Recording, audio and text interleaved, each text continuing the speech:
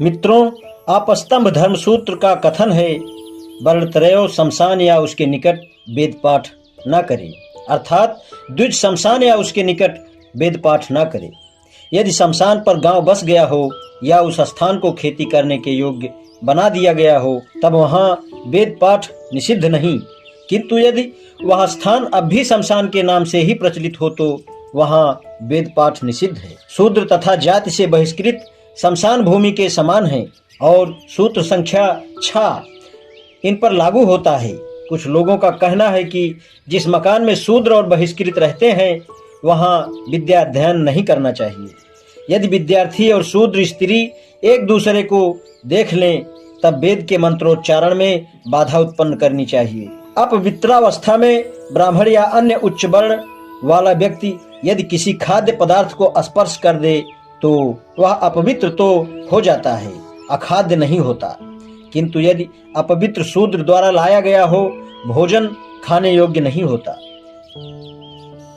शूद्र यदि भोजन करते समय स्पर्श कर दे तो भोजन करने वाले को भोजन छोड़ देना चाहिए। विष्णु स्मृति का विधान है, द्विज की लाश कोई शूद्र न ले जाए, भले ही वह मृतक का कोई संबंधी ही क्यों ना हो। शूद्र की लाश को कोई द्विज न ले जाए। माता और पिता के शव को उनका वह पुत्र ले जाए जो अपने माता पिता की जाति का ही हो।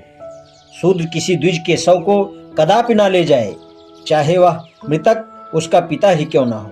वशिष्ठ धर्म सूत्र में कहा गया है, अब हम खाद्य और अखाद्य की व्याख्या करते हैं। चिकित्सक, शिकारी, व्यभिचारी स्त्री, गदाधारी चोर, अभिषक्त नपुंसक द्वारा दिया गया भोजन या जाति से बहिष्कृत कर दिए का भोजन नहीं खाना चाहिए। न ही किसी कंजूस, श्राद्ध कर्म करने वाले, कैदी, रोगी, सोमलता के विक्रेता, बढ़ई, धोबी, शराब बेचने वाले, गुप्तचर, सूदखोर या चर्मकार का और न ही किसी शूद्र का दिया हुआ भोजन करना चाहिए। कुछ लोग शूद्रों की नस्ल को शमशान भूमि की संज्ञा देते हैं, अतः शूद्रों की उपस्थिति में वेद पाठ नहीं करना चाहिए। वे यम द्वारा उद्घोषित निम्नलिखित मंत्र का उल्लेख करते हैं। दुष्ट शूद्र जाति स्पष्ट रूप से शमशान भूमि की भांति है, अतः इनके समक्ष वेद पाठ नहीं किया जाना चाहिए। कुछ व्यक्ति पवित्र वेदाध्ययन से और कुछ आत्म संयम से श्रद्धा पात्र हो जाते हैं, किंतु जिस ब्राह्मण में शूद्र का दिया भोजन नहीं किया हो वह आदर का सर्वोत्तम पात्र होता है।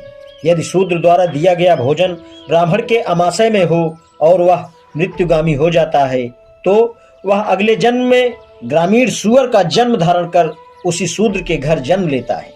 भले ही वह ब्राह्मण जिसका शरीर शूद्र प्रदत्त भोजन से पोषित है प्रतिदिन वेद पाठ करे, अग्निहोम करे या जाप करे, वह कदापि उच्च पद को प्राप्त नहीं कर सकता।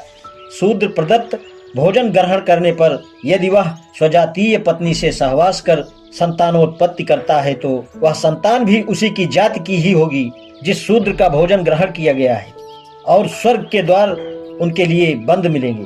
मनुस्मृति में व्याख्या है, ब्राह्मण शूद्र राज्य में निवास न करे और न उस स्थान पर जो दुरात्माओं की बस्तियों से घिरा हो या नास्तिक वेद निरंका से प्रभावित हो या जहाँ चांडाल आदि अधम जातियां निवास करती हैं। शूद्र के यहाँ यज्ञ संपन्न कराने वाले ब्राह्मण को श्राद्ध कर्म में अन्य ब्राह्मणों के साथ भोजन करने के लिए निमंत्रण नहीं देना चाहिए। उसके स्पर्श से भोजन कराने का पूरा लाभ यजमान को नहीं मिलता।